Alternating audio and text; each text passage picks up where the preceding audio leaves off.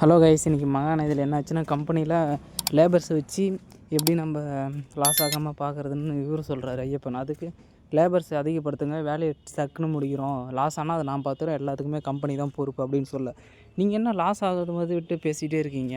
அப்போ காவேரி சொன்ன வார்த்தைக்கு நான் சொன்ன வாக்குகள் என்ன மரியாதை அப்படின்னு சொல்லி சண்டை போட, அதுக்கப்புறம் அவங்க சித்தப்பா இவங்க தனியாக கூப்பிட்டு இதெல்லாம் நீங்கள் செய்ய வேணாம், விட்டுருங்க, பொய் சொல்லி ஏமாற்றுங்க மக்களை அப்படின்றாங்க. அதுக்கப்புறம் வந்து காவேரி பார்க்குறாங்க. அதுக்கப்புறம் என்ன ஆச்சு தெரிஞ்சுக்கணுமா? சண்டை போட்டாங்களா? விஜய் திட்டினாங்களா?